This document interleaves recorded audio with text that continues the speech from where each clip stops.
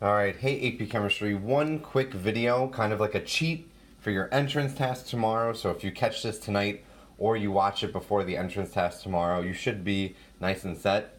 Now remember what I said in my previous video, that if I am given rate law data, like reaction concentration and rates of reactions, they take precedent and are priority over everything with regards to the rate law. Now, what happens if I have mechanisms like this and no rate law data?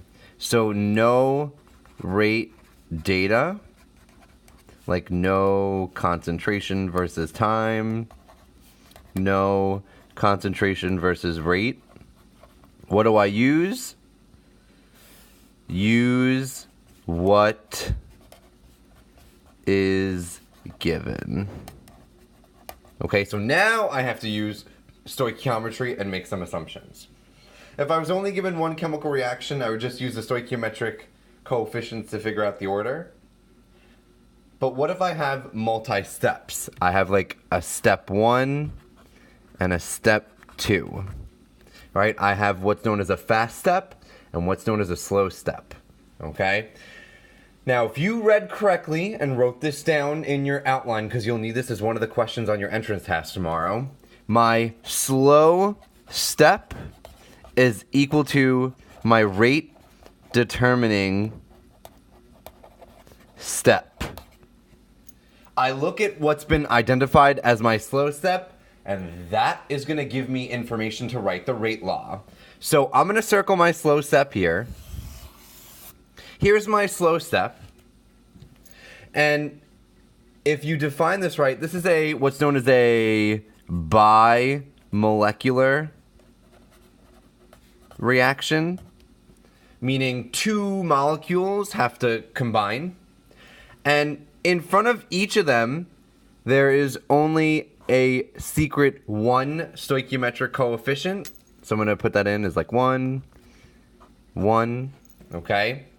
That means, since I'm not given any rate law data, I'm going to assume that my slow step is my rate determining step, so I'm going to write the rate law from it, and the stoichiometric coefficients in front of the reactants are going to be my order. So here's how you simply write the rate law. Rate is equal to K, concentration of X2 to the first, concentration of Y to the first.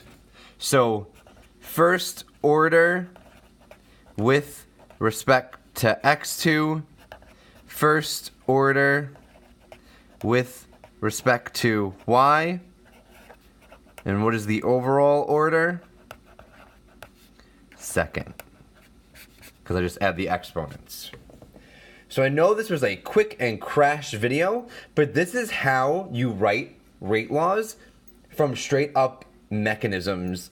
You look at your slow step, which is my rate determining step. Rate determining. I look at my slow step, which is my rate determining step, and I write it as though the stoichiometric coefficients will be the exponents. So this is one of the only times where stoichiometric coefficients are the exponents, which we call the order, which is the order. Okay? Now, this is because I am not given any rate law data. If I was given these steps and then I was given rate law data, what will I use to figure out the rate law?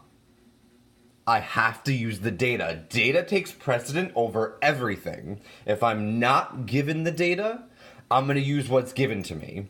So that's what you need to know. If I'm not given any data, concentration versus time, or anything like rate versus time, then, or rate versus concentration, then I need to use the stoichiometric coefficients.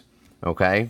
Stoichiometric coefficients are the exponents if no data given. Okay? I'm hoping that message will take us home.